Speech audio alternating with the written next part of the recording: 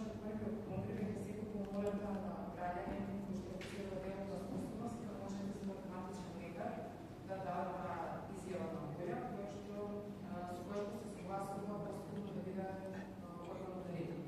Таквата изјава се третира во национален регистар на официјална должност што којата ќе биде документирана.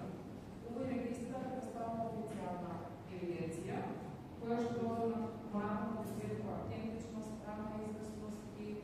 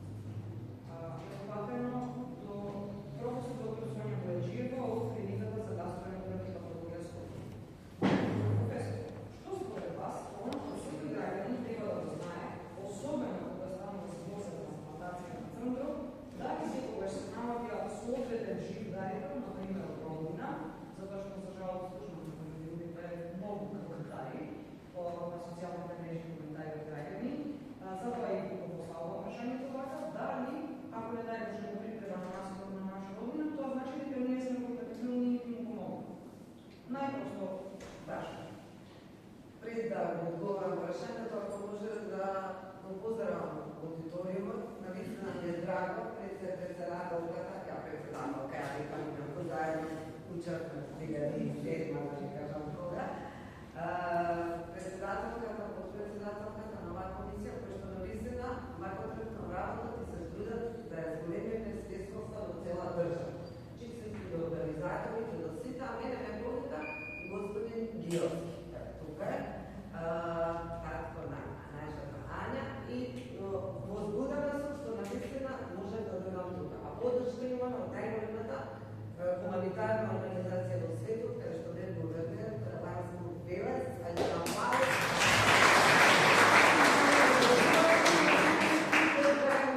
во припремат ми е драго што едноставно навистина најголем чин на хуманост што може да постои во човештвото, тоа е дарителството. И токму Ланско Велес да даде вака максимална поддршка на сите пријатели кои што сте ги повикале и што сте тука.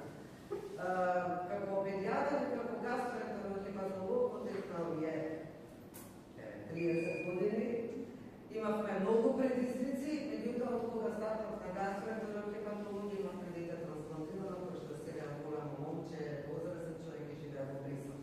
Од секојно време имавме огромна едукација, 2007-2008, малку ве враќам назад, ама мислам дека е важно, и не знам дали има пак можност вака да зборам, кога огромен тим мултидисциплинарно ме едуцира во странството да бидеме експерти во оваа област.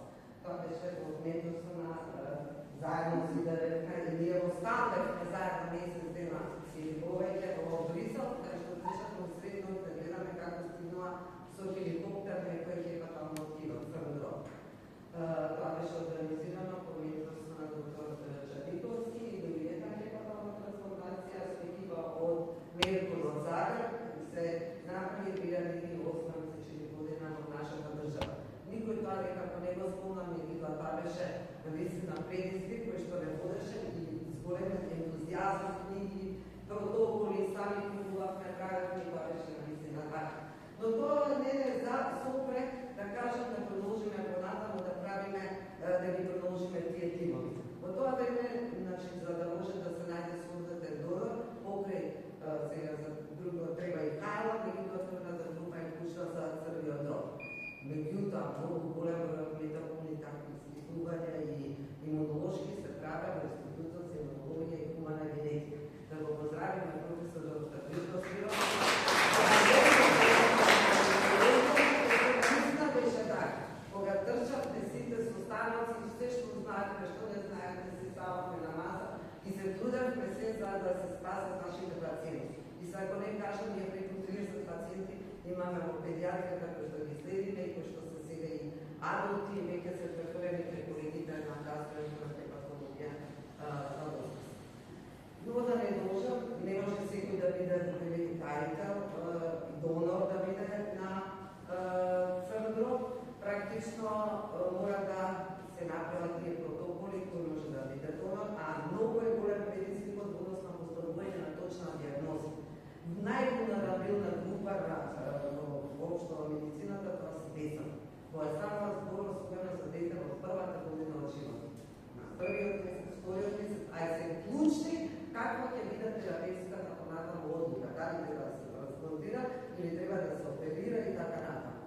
Тие се навистина не подспарени ноги, не само за нас, за фамилии, за цели тимови, за трчање и така натаму, во однос на метаболни заболувања, болести кои што се атрезии на филијарни патишта и така натаму и така натаму.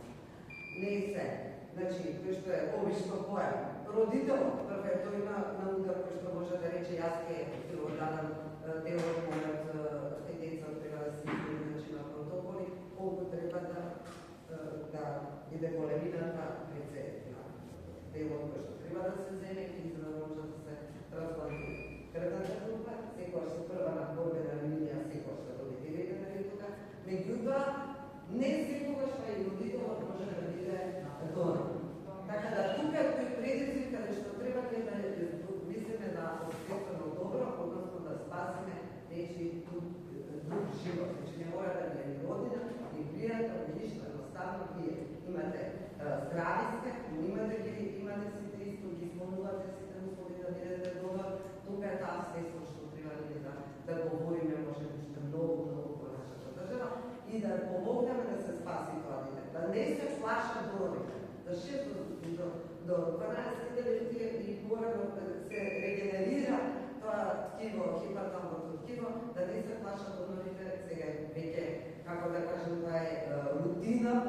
сите светски и европски центри, ако се навратиме дека првиот опит беше 1963, држава како заврши, 67 година веќе тоа е родина. Има земји каде што практично веќе не е никаков предизвик на држава, неколку трансплантации и тоа е нормален живот, да кажем, дарителството и донирањето. Така да, тој момент треба ние да размислиме, не само родителите, да имаме да случај каде што мајката веќе е донор на дете со прогресивна фамилна интрахепатална холестаза на машкото дете, на синот. Меѓутоа на девојчето правото. А синот сега исто така болен. Таткото не може да биде донор. Сега што правиме? Ние гледаме да спасиме детето, хепатоспренална кармија, може ќе развие кортна хипертензија и тогава не се реба. Така не е до нас. Не може да помогне да остане хуманоста на непреселеност. Точно. Затоа и сме тука да пренесуваме повеќе да Не беше има място, може да чека секој на место. точно. Секој од нас е роден социјален пациент и треба да се ставиме од другата страна, не само да мислиме себично на своите органи. Затоа, мој апел, бидете хумани, подпишете правната регулатива што ја слушнавме, подпишете се кај вашиот матичен лекар, да не биде одговорноста да оставате на вашите најблиски во некој момент и тие да одлучуваат, додека сме живи, додека сме во ментално добри, да издрават, да се подпишеме и потоа да нема никаква дилема. Секогаш да можеме да помогнеме.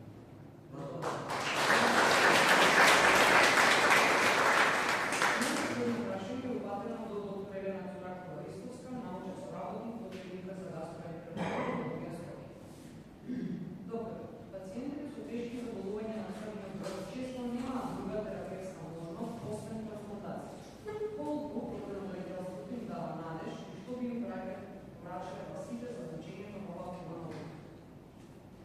Благодарам ви за прашањето. Најпрво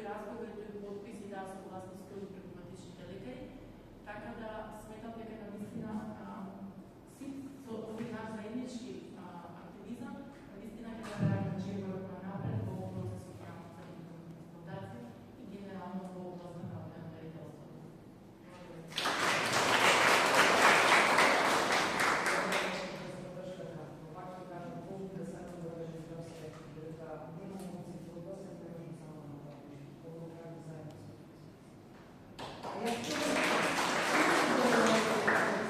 може да дојде, кој да добере, кој не јасно контролирано. Се дека има лошо. Па макар и на локално ниво со локално ниво.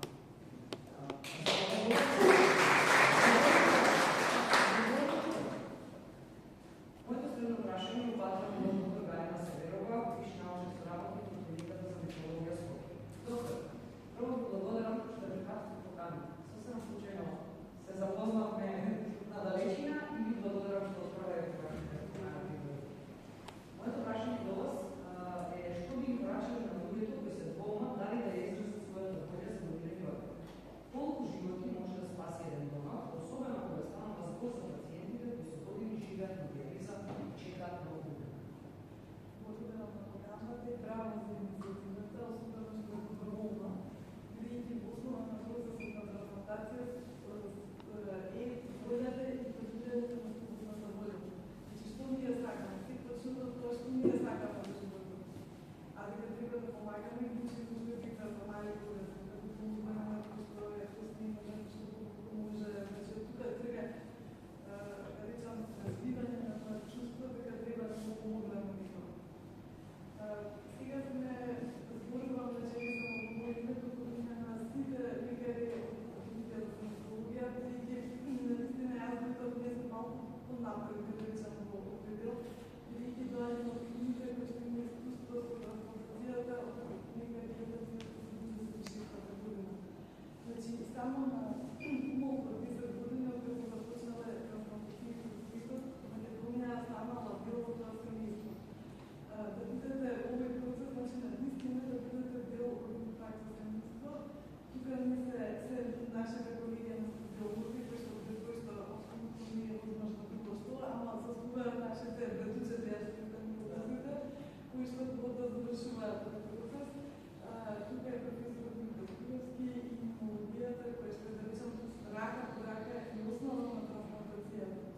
Зошто тоа го велам, бидејќи тој може да буда знаете тоа, тоа е еден постапен систем кој што запишува изгледа во клетките и го возможува да најде uvek индивидуите кои што не се крвно поврзани, се слични меѓу себе, помалку или повеќе и можат да бидат поделители на организми.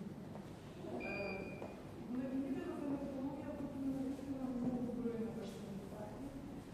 Ние гледаме нивната судбина од моментот на постапување на диагноза, па кон нивното следење, па кон нивното повредување на диализа и тука сме малку посветени може би од другите специјалности, бидејќи имаме диализата како опција, да, но е малку хендикеп. Значи пациентите се врзани да пристапат константно, 3 пати неделно, да бидат по 4 часа врзани за апарат. Това е не само за нивното да го контролира и да речем организирањето на нивното семејство и на млад човек кој што има мајка, сака да го разумат, така значи сака да има нормален живот. Од тука што значи трансплантацијата е на физична разкажа. 2014 година, кога точно 2014 кога повторно се проведе законот кој да речено трансплантацијата очина болница, се започна се успостави тој програм.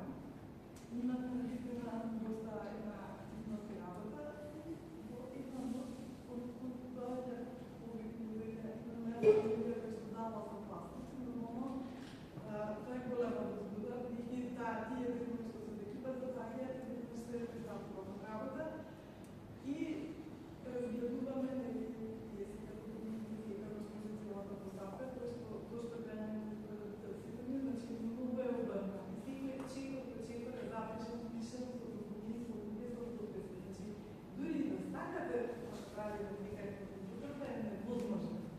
И различни екипи, различни луѓе учествуваат на различно ниво и до одредено ниво. Значи, практично и се е опишано во закон и се е документирано. И според сите тие параметри, први недостаток го изгледа до причини. Тие беа декларација на помагало со наслов на болест на потезите. Да биде уште потрадиција приказната, мајките се получаат некои што се практикуваат гено и можете да се изпишите да заболат и баш ќе ви кажат тој случај.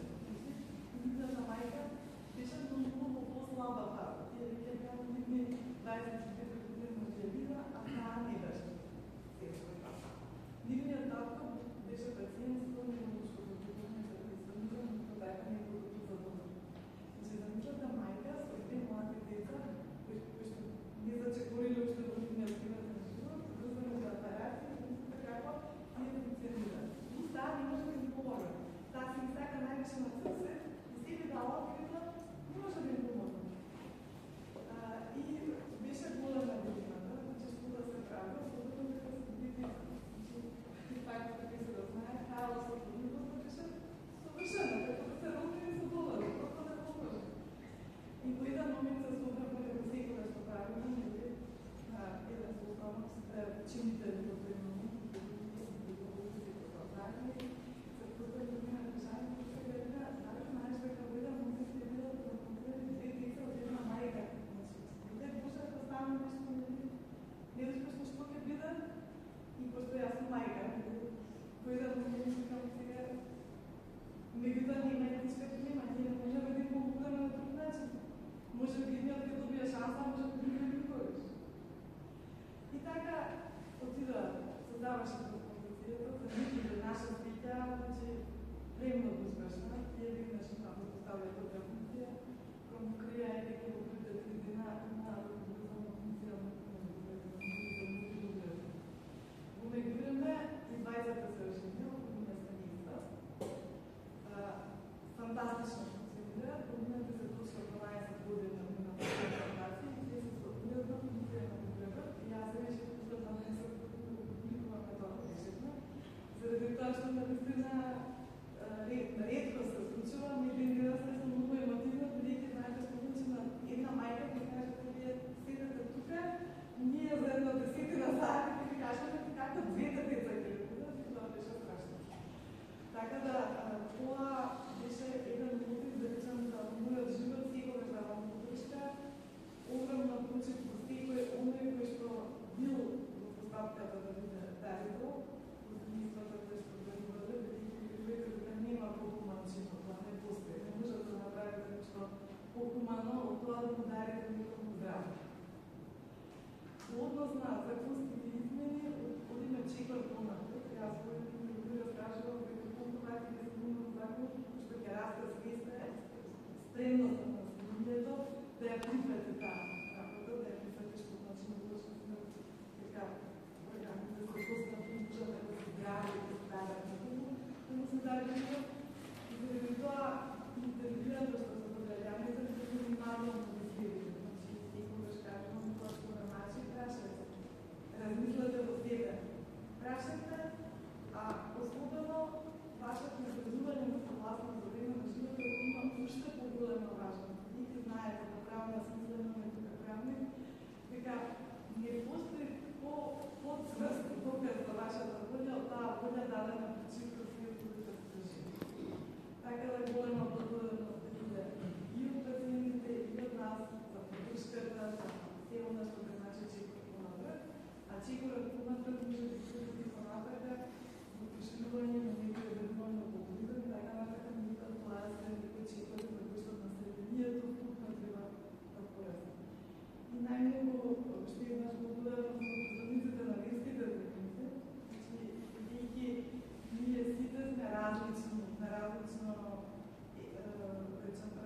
образовно ниво, а и луѓето лично интимно некои се одлучуваат да имаат верба во одредени религии и така натаму, кој што исто така е многу длабоко лично чувство и многу често пати окупуваат верба на тие лидери, на тие луѓе.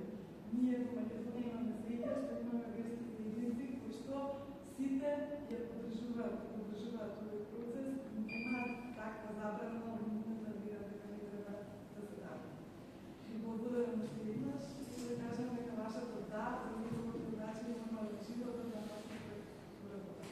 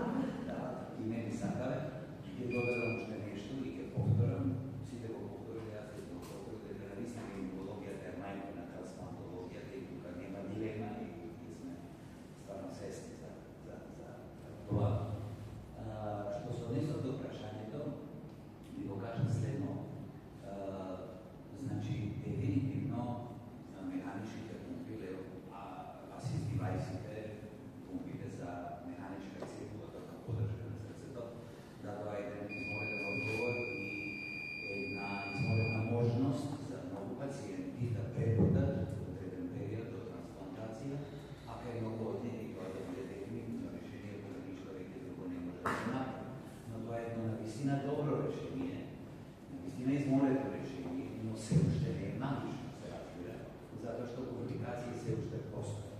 Но драстично се намалија компликациите токму овие неколку години.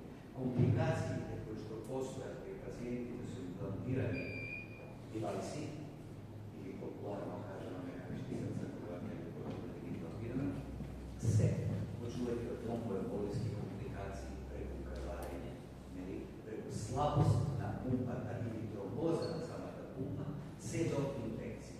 Зада, последниве години, 2-3-4 години, на пазарот остане една пумпа, HeartMate 3 пумпата, која што е една специјална технологија на функционирање, која што се нарекува MagLev, значи магнетски управуван ротор, кој што нема никаков дотик со овите материјали, драстично се намали тромбоемболиските компликации, тромбозата на самата пумпа, слабоста на самата пумпа. Значи драстично се намали.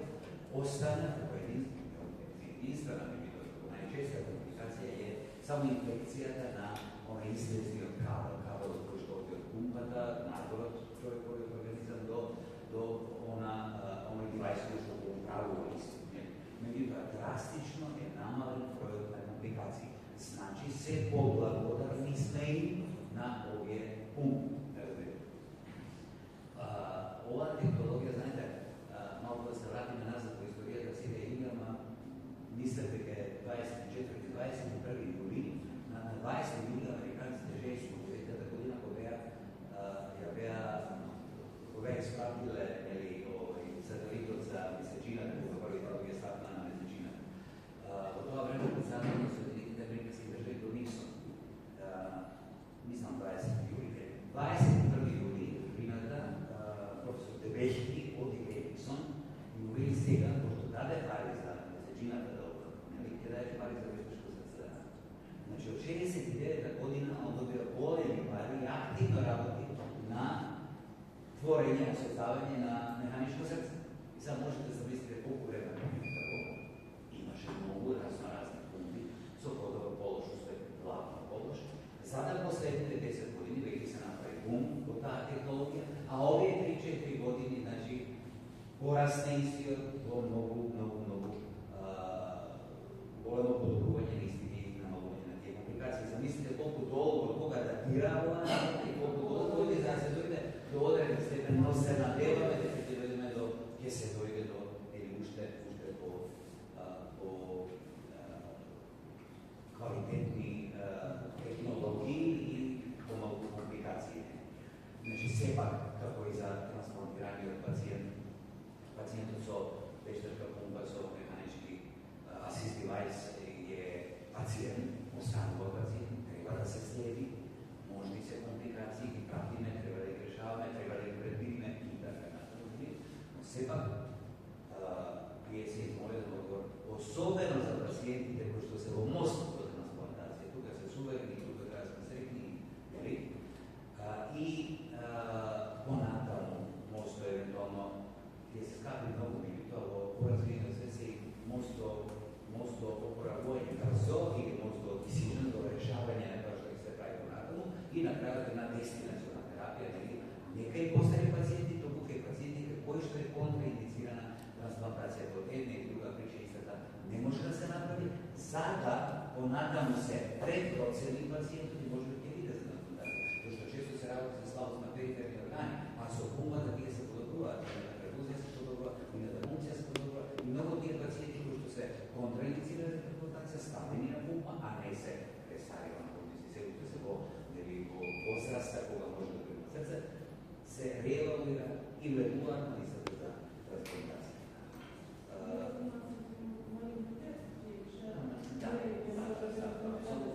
Уште нешто само ќе кажам. Не се реши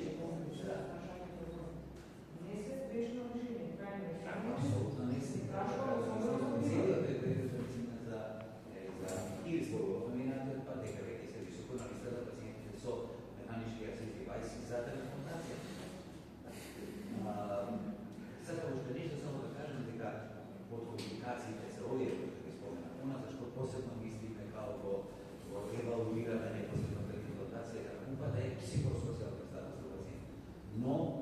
Една работа ми измина, много сме ставили функции, значи мощно добро пациентите функционира. И мощно добро китко на водници не ги поднесува, иако е това нещо на вистина тешко, нели, да живеете со таков девајс. Меѓутоа, мощно добро, тоа се значи многу мотивирани пациенти кои што знаат дека како било претходно, како е сега и знаат како да изгледат, како да функционираат и се до моментот кога е тоа добри средства.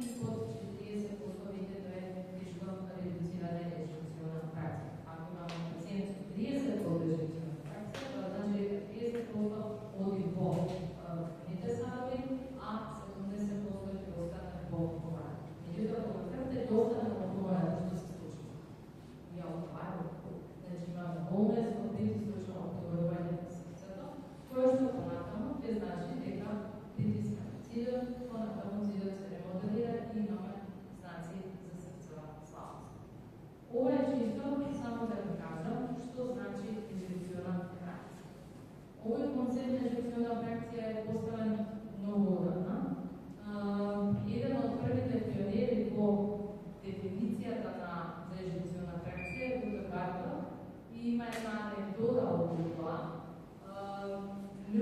пак е еден од нашите, да кажам, водечки професори за срцева слабост во светот, веќе докторот биомедика во кардиологијата, од времето на дебејки малку помлад, и се сретна со Бартол во Њујорк пред неколку години и му вика, добро, он учествувал Бартол во дефинирањето и презентирањето на инжекционата фракција како пунктна снага на срцето од 65 година American College of Cardiology. Бартол сега е психијатар. Му вика, па добро, за како ти стана психијатар кога си еден од основачите на кардиологијата? Вика, знаем дека тоа не чини. И затоа си станал психијатар. И затоа ежекционата фракција, кога некој ќе ви каже да има луѓе со 30% ежекциона фракција кои што нормално функционираат на работа, се движат сите секундни милојски ги прашуваат. Јето има луѓе со 30% ежекциона фракција кои наистина не може да се учи. Тоа е за луѓето кои што се безполни. Оние луѓе кои што имаат девајс, тука работата станува посложена. Кога вие го гледате пациентот со девајс, за да кажете дали е тоа 30% ежекциона фракција, на еко се гледа колку контрактира срцето, колку се вади од пумпа, дали е отворена одната валва, дали имаме митрална регургитација. И тоа се повеќе параметри кои што нас ни кажуваат од прилика визуелно колку е ежекционата фракција. Меѓутоа, тоа е само еден од прилика маркер да знаеме до каде е срцето. За да ние видиме во тие 30% е пациент со девајс, колку е пунктната снага на срцето, а колку е на девајсот, затоа што во тие 30% вие и функцијата од девајсот може би се 15 со 15, може би е 10 со 20, не знаеме. Потребно е на пумпата да си играме малку со протокот на пумпата. Ако од 5 литра пумпата намалиме на 3 литра, треба да видиме како се однесува срцето. Ако почне послабо да се движи, притисокот да се намалува, пулсот да се зголемува, тоа значи дека во тие 30% поголема е функцијата на пумпата отколку на природното срце. И обратно, ако на притисокот на хемодинамиката ние го викаме, не влијае, нема никој промен по намалување на протокот на пумпата, значи дека во тие 30% во голем процент учествува природното срце на пациент. Така што 30% тоа е од прилика вредност, дел срцето, дел машина. Многу е комплексно и не може еднозначно да се одговори, да, тоа е така. И не треба да се врзуваме за бројка. Треба да сме свесни дека тие пациенти со девајси се склони, како што рече професорот Јовев, на можни компликации и покрај тоа што технологијата е многу отидена напред и покрај тоа што имаме развој на целата оваа технологија и општо напредната срцева слабост, меѓутоа мора да сме свесни дека ова сепак само мост до трансплантација, каде што прогнозата од трансплантираните органи дали подобри и полесен и квалитетот на живот во однос на овој што имаат пациентите со девајс. Нашите пациенти со девајс треба да имаат посебно место во листата на чекање за трансплантација, бидејќи навистина онде зависат од машината. Затоа треба да се зголеми нашата свесност и активно да учествуваме во тоа и во нашите семејства, пријатели и секаде кај што се движиме на зголемување на свесноста и да пристапиме кон некој повисоко ниво на несебичност, да кажам, и да им помогнеме на секој кој што може да се помогне во исправување на станот.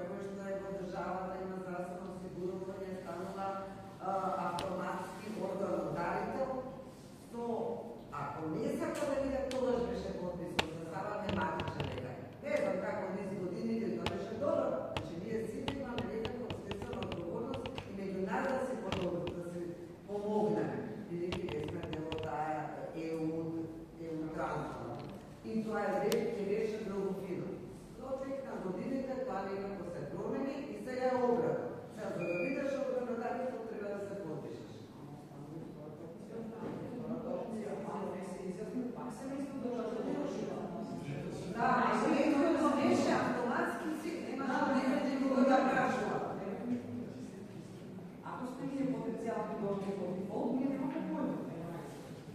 Не, имате поема да се осигурени на държавата, това ще хвърли от закон. Автоматски вие имате здравствено осигурение, автоматски ето е, беше съдържано, беше при закона. Защото все пък имаше шанса да се спази. Zato kako uvijek javni debati s ministrom najbolje se nauči moći. Сега що да правим? Сега се трудим да работим. Ако некој от тези разбудени, това как им кажеш. Не съм дълго знам. Това е последно прашање и отватам до вас асистент доктор Александра Колев, специалист по кардиохирургија, Национален центар за кардиологија и кардиоваскуларна хирургија. Доктор, добро дошли во Канада. Фактот е дека има се уште не е направена трансплантација на срце кај ваков пациент со гледана подбора како возна трансплантација. Што според вас е потребно тоа да стане реалност и колку органодонтоството е клучно за тие луѓе да добијат нова шанса на живот? Ако се земе предвид дека срцето е единствениот орган кој што не може да се добие директно, мора некој за жал да заврши со мозочна смрт за да биде продолжен живот. Нема опција тоа. Благодаря. Сакам најпрво да изразам моето задоволство што сум дел од оваа трибина. Овој караван кој што веќе се одржи на неколку градови, денес е во помината на Јакделес и посебно ми е задоволство кој што сум овде присутен. Благодарам на поканата и на организацијата, Паше и на Тајанското Доброделец. Како што кажа претходно и професор Јовев, системите, односно апаратите за механичка циркулаторна поддршка иницијално се воведени во медицината и хирургијата како еден привремен третман за пациентите со срцева слабост, односно така наречен мост до трансплантација, мост до хронично добивање на орган за трансплантација, односно срце во конкретен случај. Развојот на технологијата, развојот на медицината, развојот на технологијата во смисла на изработката на овие апарати и медицината во пристапот на третирање на овие пациенти ја возможува со текот на времето денес да имаме градување на апаратите за циркулаторна поддршка како destination, односно трајна терапија кај пациенти кои што сепак тоа е кај пациенти кои што трансплантацијата не е возможна, најчесто заради малигнитет или заради некои подмината возрастни други состојби. За среќа, напредокот на медицината и одредени диагнози кои што можат после овие апарати да доведат до подобрување, може и воведувањето на апарати за циркулаторна поддршка денес да биде со цел до заздравување на пациентот, но сепак останува фактот како што само име кажува дека тоа е циркулаторна поддршка. Тоа е најчесто и останува најголемиот дел од овие пациенти дека им се градени овие апарати, најнародски кажано да се купи време, да се сопре тоа прогресијата на слабењето, на пропаѓањето на останатите органи како последица на срцевата слабост, да се овозможи тој пациент да биде во една подобра општа кондиција до моментот на обезбедување на срце, што значи дека сепак конечното лекување на овие пациенти останува потребата од трансплантација. Што значи што треба да се случи, што треба да се направи, секако да се обезбедат поголем број, да се подигне нивото, да се обезбедат поголем број на донирани срца. За жал, срцето е таков орган кој што може да биде дониран и трансплантиран само после претходно диагностицирана мозочна смрт, што не доведува во ситуација да одлуката се носи во едни прилично травматични ситуации за фамилијата, така како што беше законот до сега. Измените на законот овозможуваат дознатот секој од нас да се изјасни и на тој начин некако да се намали овој терет кој што останува врз фамилијата на луѓето, кој што е диагностицирана мозочна смрт.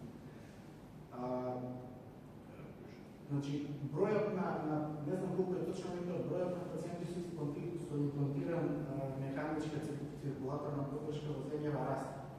Така што тој е веќе двоцифрен, така што прашање на време е кога ќе дојде на ред да се трансплантира пациент со механичка циркулаторна поддршка. Ние досега не сме били во таква ситуација, во Република Македонија се уште не е направена таква трансплантација, но како што кажа, тоа е прашање на време. Што треба да се случи ако подигнеме нивото? Јас и на претходните трибини го кажував тоа и овде ќе кажам. Бројот на трансплантации кои што годишно се спроведуваат во светот не секогаш зависи од степенот на развој на здравствениот систем, не секогаш зависи од подготвеността на докторите и на здравствениот систем.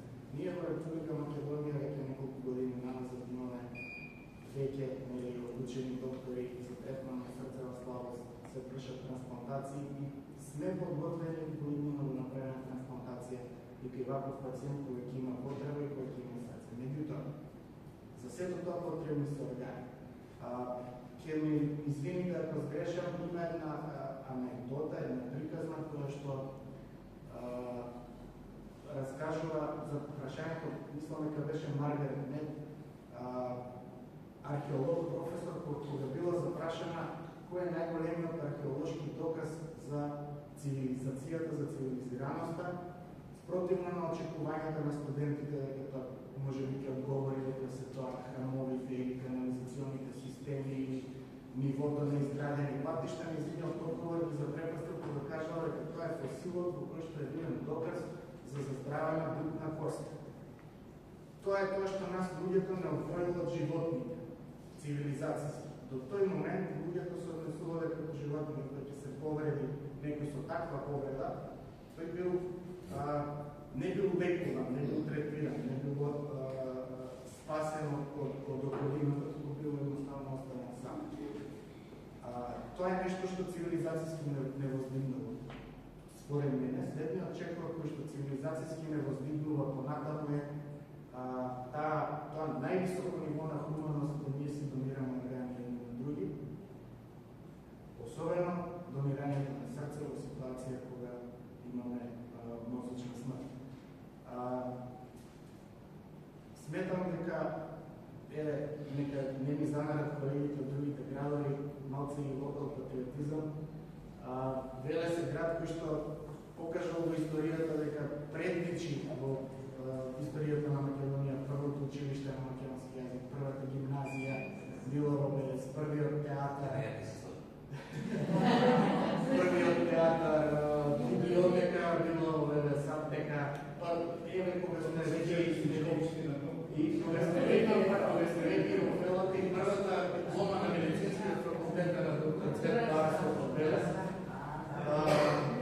Јас ќе потенцирам, очекувам и во оваа смисла и покрај и после последните законски измени Белес да покаже еден цивилизацијски исчекор и да предничи во оваа смисла во изразени согласности клиничните доктори за трансплантација на органи.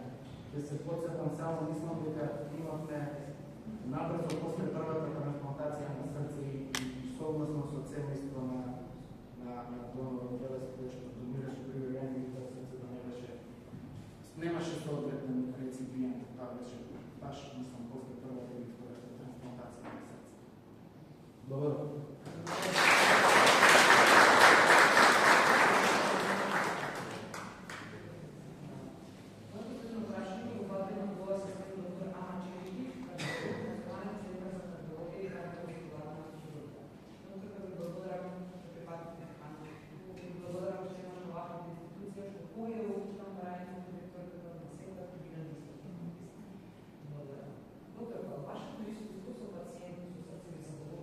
Колку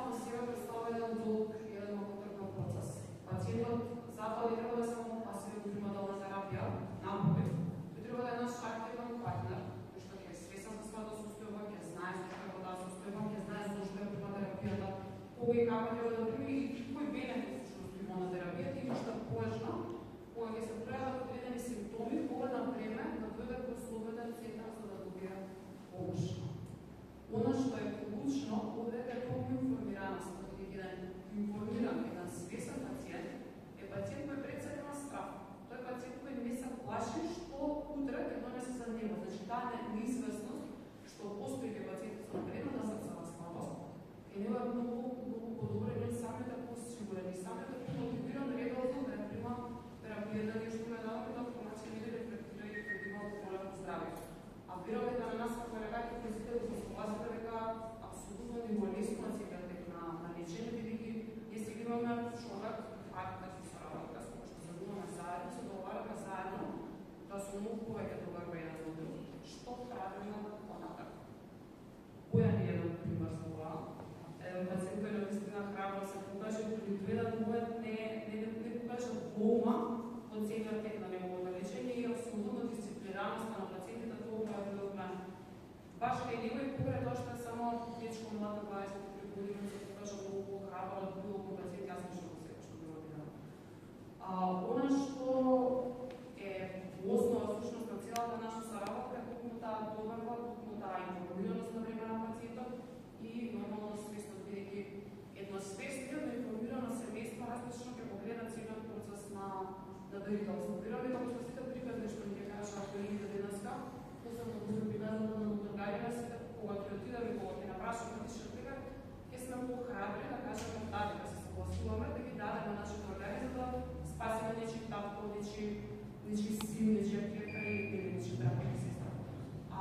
Дополнително како вие во процес на целата трансплантација дека им треба сигурност и на самите наши пациенти, бидејќи често кога ќе се спомне трансплантација на срце се замислува нешто што е чајничко ситуација која што веќе нели страшна, застрашувачка и немаме што понатака да правиме. Добро информиран пациент кој нема тој начин на гледање на процесот на трансплантација, тој напротив е пациент кој што е свесен дека тоа е всушност надеж за полноценен живот.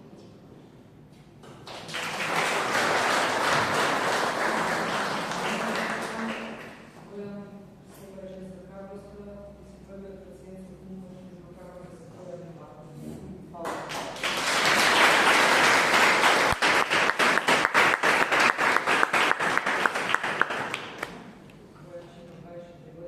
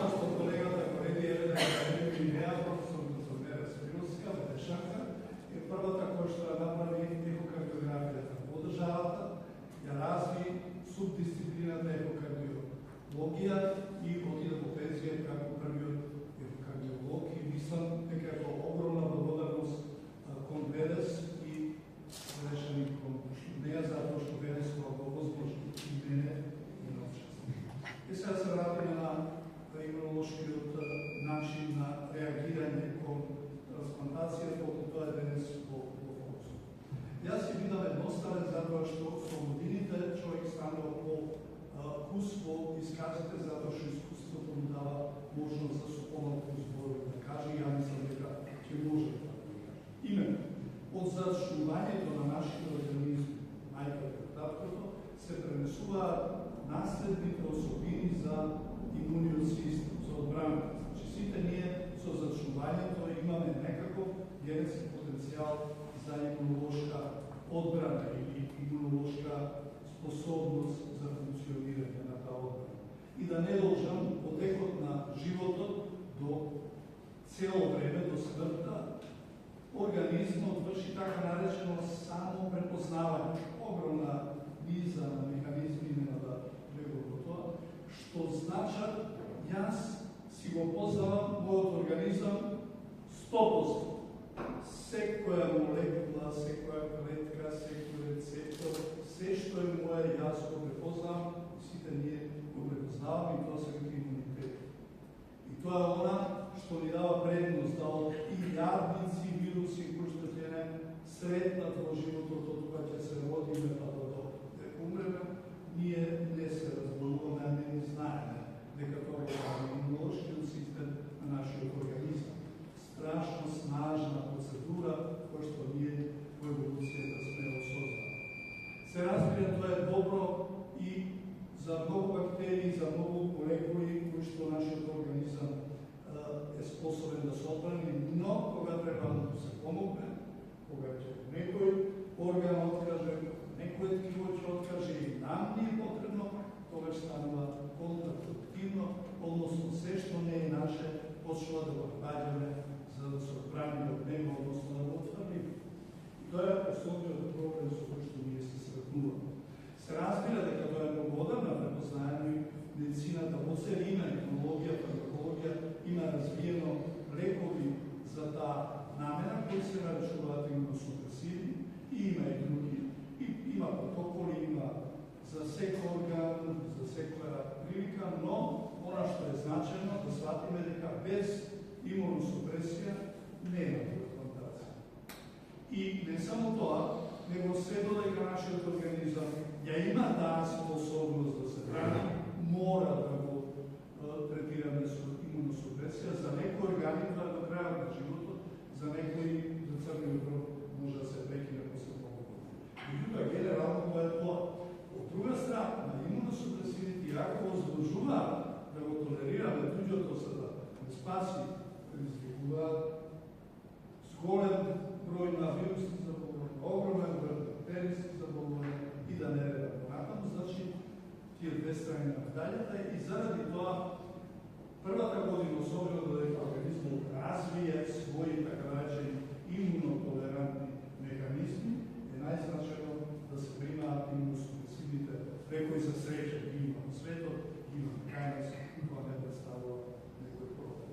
Тоа би било накусно, но она што сакам да го кажам дека науката во имунологијата е изредно интензивна последниве години. Минатата година тројца имунолози добија Нобелова награда за механизмите кои што возможуваат делно толерирање на туѓи ткива, клетки и молекули и заради тоа се очекува во наредниот период евентуално овие механизми да бидат уште поразвиени и може би помалку да има потреба од имуносупресиви, а повеќе вакви имунотолерантни терапии кои што би се користеле. Толку мислам дека би било добро.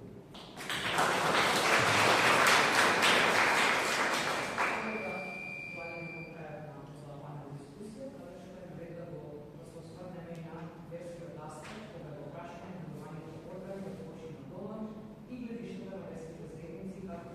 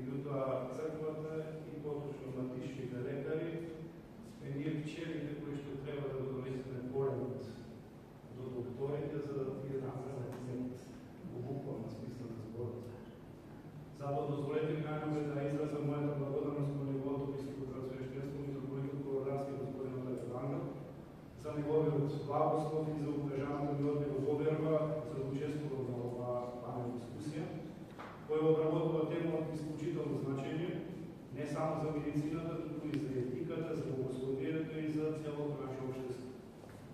Кога зборуваме за органодарителството, всъщност зборуваме за човекът. Зборуваме за неговото достоинство, за неговата намеж, за неговата болка, но и за неговата способност да сака, да люби и тоа што ако да бара жртва. Во последните децении медицинската наука постигна изворедни успеси, онаа што некогаш било невозможно денес представува реалност, благодарение на трансплантацијата, илјади луѓе добиваат нова можност за живот. Но колку и да е големо достигнувањето на науката, таа сама по себе не може да создаде орган. За секој пресадено срце, за секој пресаден бубрек или црнко, стои нешто што медицината не може да го произведе, а тоа е човечката љубов. Токму тука се среќаваат верата и медицината. Медицината знае како да го спаси животот, а љубовта одлучува дали тој живот е добива нова шанса. Православната црква никогаш не била против науката, кога таа служи на човекот. Напротив, таа со благодарност ги гледа сите достигнувања што гоореснуваат страдањето и спасуваат човечки животи. Голем број од првите болници во христијанската историја биле основани токму од црквата. Светите отци не ги протиставувале верата во медицината, туку ја гледале медицината како Божи дар, а лекарот како соработник во делото на исцелувањето. Затоа и денес православната црква не пристапува кон прашањето за органодонорство со страх, туку со голема морална одговорност. За црквата човечкото тело не е само обичен биолошки организам, тоа е храм на Светото, затоа кон него се пристапува со голема почит и додека човекот живее, но и по неговото упокојување. Но токму затоа кога човекот доброволно, свесно и од љубов ќе одлучи неговите органи да спасат друг живот, тој не го понижува своето тело, напротив, преку него сведочи за највозвишената евангелска љубов, за која што сам Господ Исус Христос вели: никој нема поголема љубов од онаа да ја положи душата своја за своите ближни. Органодонорството не е исто што и полагањето на животот за ближните, но е израз на истиот дух, духот на саможртвена љубов, која не прашува што губи, туку што може да подаде. Затоа многу православни богослови зборуваат дека органодонорството, кога е слободно и несебично, може да се разбере како продолжение на делото на милосрдието. Светиот апостол Павле не повикува: носете ги премињата еден на друг и така исполнете ги Христовиот закон. Понекогаш тоа време може да е болест, понекогаш е долго чекање на листата на трансплантација, понекогаш е независност, дали неизвестност, а дали ќе се почека до ново. Толку затоа, ова органодонаторство е повеќе од медицински чин, тоа е чин на солидарност, израз на вера што станува делото. Затоа црквата поставува и јасни морални граници. Дарувањето мора да биде плод на целосна слободна одлука. Мора да биде без било каква материјална корест, мора да биде исклучена секоја трговија со човечки органи, секоја злоупотреба и секој притисок. Смртта мора да биде утврдена според најстрогите медицински критериуми. Достоинството на човекот никогаш не смее да биде нарушено. Кога овие услови се исполнети, тогаш органодонорството може да биде вистински подвиг на љубов. Да не сакам да изразам огромна благодарност до сите лекари, од мирисурци до анестезиолози, медицински сестри, координатори на трансплантација и целиот медицински персонал. Вашата служба не се состои само во примена на медицинското знаење, во секојдневно ја чувате ненавишта на луѓето, станувате сведоци на најголемите човечки радости, но и на тешките страдања. Особено благодарно заслужуваат и семејствата на донадорите.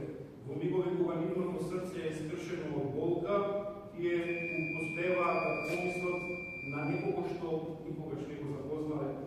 Таквата љубов е тивка, но величествена. Таа не бара признание, не бара благодарност, туку едноставно спасува живот. Денешниот свет има голема потреба од ваквите примери. Потребни се луѓе кои што Бог ќе покаже дека човечноста е посилна од себичноста, дека љубовта е посилна од стравот, дека надежта е посилна од очевот. Токму затоа потребно е црквата, медицинските институции, образовниот систем и медиумите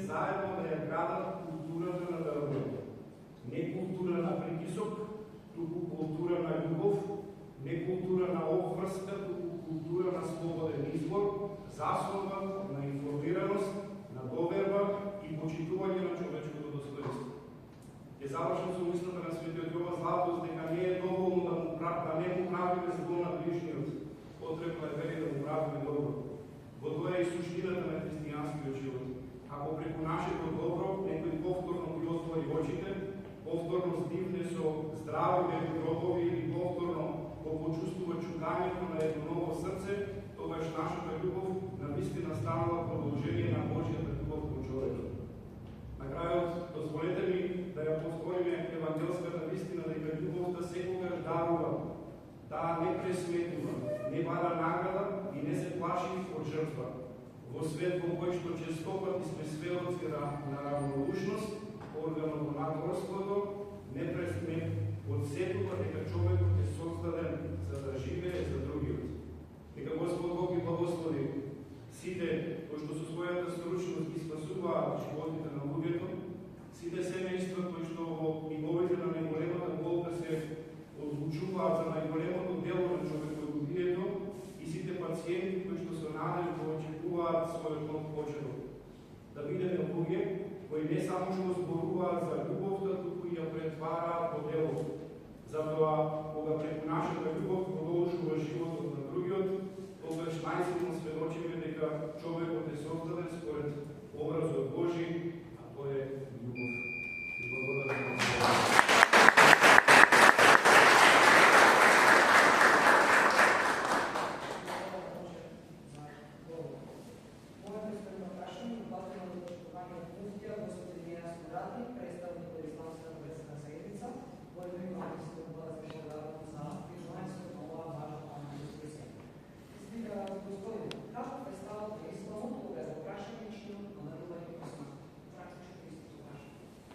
Благодарим за дората, почитаме сите присутни тука.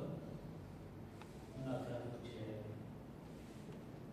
изнесеме и ставите инсталмент во аспект на делување на човечки орган. Ова како прашање за тие човечки органи е собрано фикско прашање за кои инстанциите вклучени, општо дискутирале денес превладувачкото мислење меѓу исламските научници дека донирањето е дозволено со одредени услови, кои се основа на основните принципи на шеријатот или исламско право.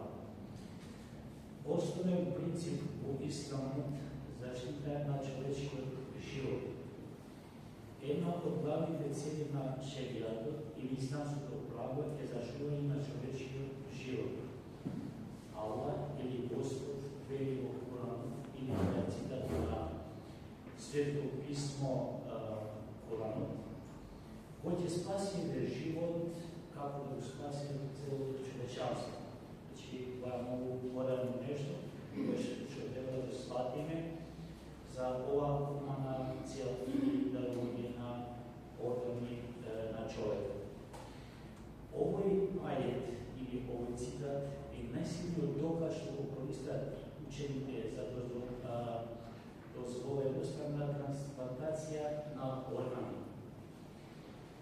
Ставот на современите исламски учени во големиот дел од современите исламски институции учени дозволуваат донирање органи меѓу нив.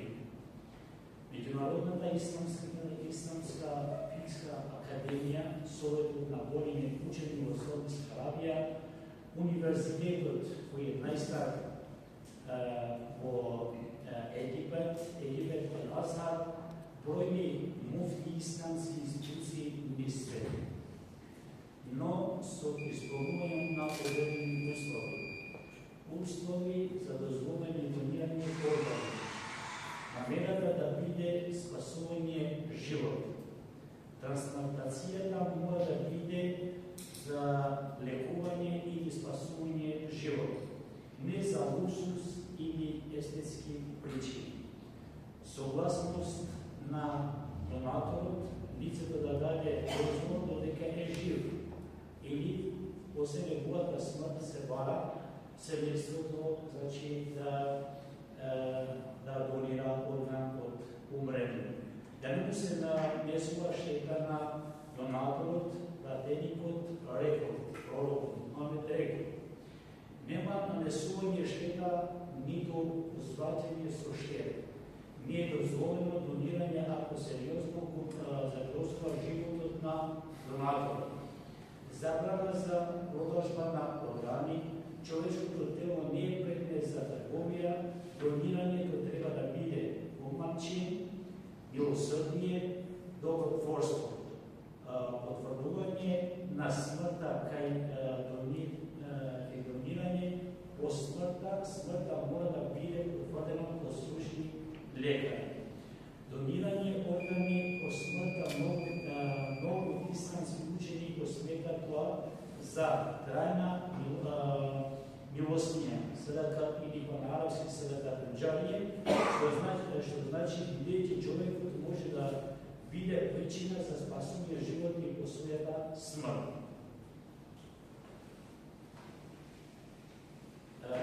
Исто така пророкот во еден цитат кажува: ова човекот ќе умре, неговите дела престануваат освен во 3 случаи. Учените го вклучуваат и спасувањето човечки животи како дело чија награда продолжува и по неговата смрт. По попразливо смислење, некои учени се издржани за тоа што човечкото тело е аманет од Господ и Аллах, постои забрана за не потребно нарушување на телото до смртта, но и тие дозволува трансплантацијата во случај на голема нужда. Тоа е исламско правило, познато фикско правило. Нуждата го дозволува она што обичајно е забрането. Кога се спасува, значи живот. Се отстранува големо страдање кај луѓето. Тогаш трансплантацијата е дозволена. Како заклучок, најраспространетиот став во исламот, донирањето органи е дозволено, а дури може да биде и големо наградено дело кај возвишен Аллах или кај Господ. Намерата е хумана, нема штета за донаторот, нема продажба на органи, се почитува човечкото достоинство. Тоа е ставот на договор на исламското година.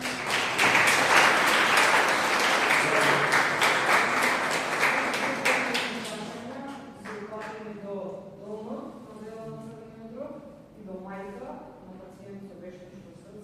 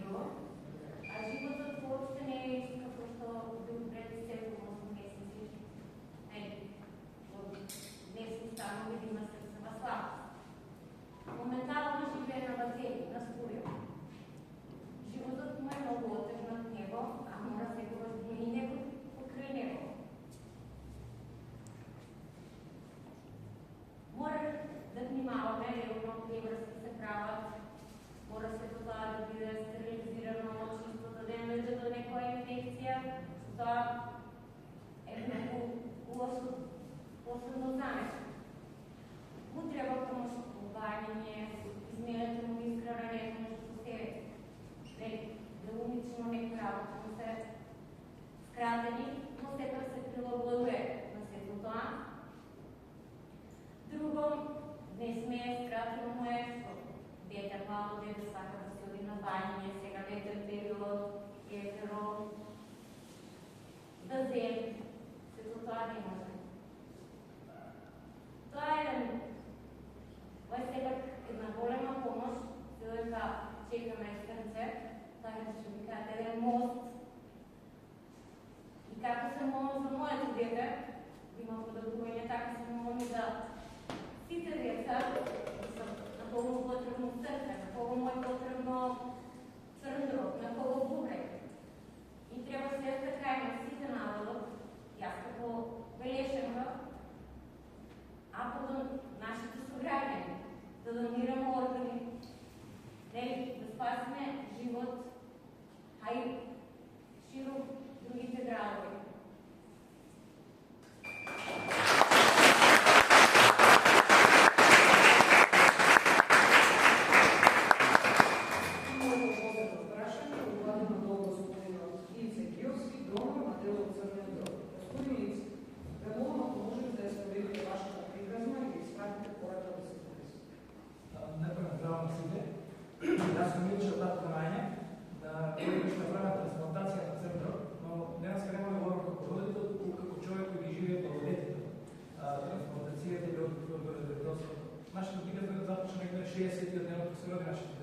Беше кажано дека црниот дроб откажува, како родители кога примивме нас без свето застана, времето застана и се сменя сите навики и се што беше во нормален живот. Но ете ни даде малце младеж можност дека на нашите дете може да се спаси со печина, трансплантација или со обнова на детелство. Следните месеци трябва води по медицински, по ходниците на болниците, изпитувања. Но успеат не се изведе до ризичност, кај што мораме да Турција и да се направи таа трансплантација. Днес како дойде днес тие во зграда, сперувате, тоа е инстинкт на родител, кој сака да дава мал дел од мене за моментот дека денес да имат срце. Кога гледам днес како расти и како напредува, заборавив на сите болки, на сите страдања, на сите тие тешки пати што ќе поминавме. Верувате дека кога давате орган, не спасувате само човек, спасувате да давате нова иднина на една цела фамилија. Така да, кога веќе доаѓаме до тоа да треба да се пријавиме и да дадеме секој согласност за тоа дали е потребно да се донира органите, пошто ќе кажете многу благодетна работа. Јас сакам на крајот и да се заблагодарам до медицинскиот тим во Македонија со чело со доктор Соња Бојаджиева која е денес тука присутна и нејзиниот тим и во Бируни во Турција каде што доведете тоа што беше невозможно за нас, тие го направи да биде возможно, но од друга страна сакам да напоменам дека не секој има среќа како нашите дети. Не секој не има да среќа да добие орган. Многу луѓе и многу фамилии чекаат позив, чекаат некој да каже дека е најден орган за неговото дете и да се спаси. Благодарам.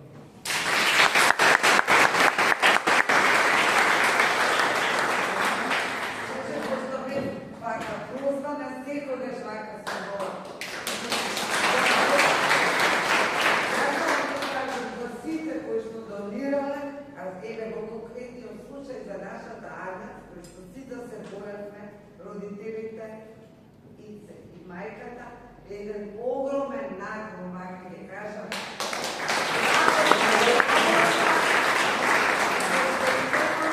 За борбата која што имавме не е лесно да 2 месеца ова да го поминеме.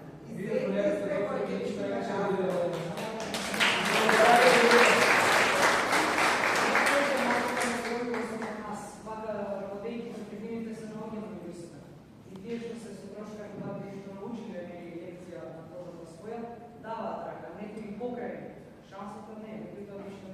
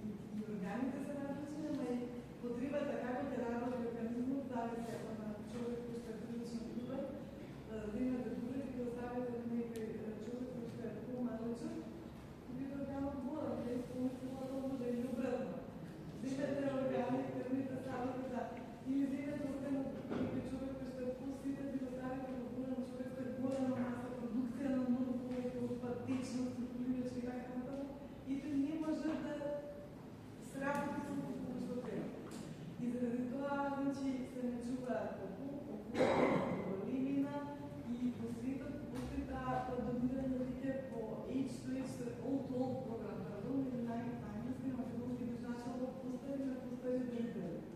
Значи, практично се поместуваат две музики. Доволно е много модерно. Дали се тоа што кажат вие на миста да не го се чека презентација на рубрик тема на въпросичност и на колку се на листата за чекање, рецитирате од слуши, јас сам го каза да цитирам нон-стоп, зашто заради тоа што прво некои пациенти се веќе трансплантирани. Потоа други, например, имаат некои здравствени случаи кои што ги спречуваат во моментот, дали превремено или трајно. Кај некои, например, бидејќи ние сме врзани на најмалку 2 години да ги обновиме сите испитувања што се прават на пациентите, да бидат еднократно сите испитувања, некои се денески динамични. Тоа значи дека може да се сменат. И заради тоа ги повторно ги испитуваме, па некои од нив традиции кои ги отпаднат или настават да други причини се покажат сами да не може да се повторат. Така да активно спремни што во моментот се конкретно за тоа да се е поширока,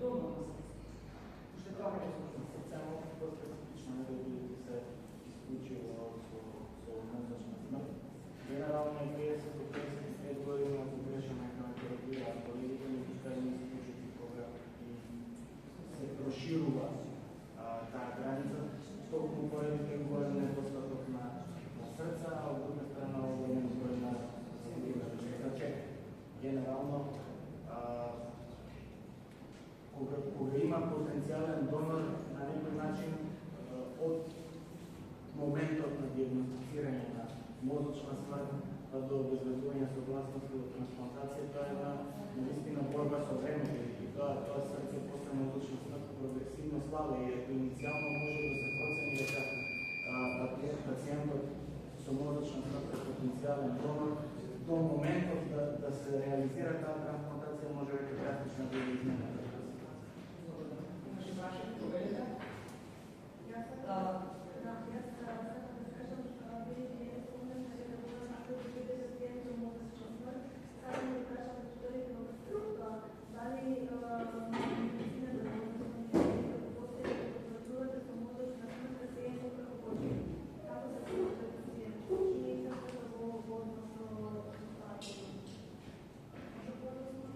Како се потврдува мозочна смрт?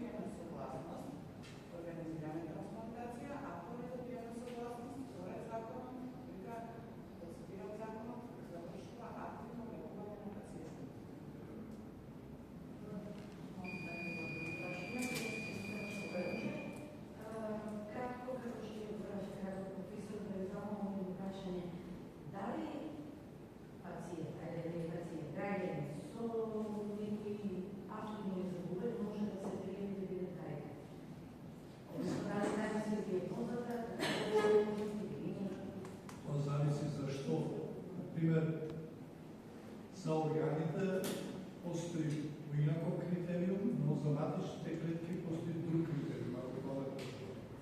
Генерално да речеме да се приеми. Како дали това подива, ако што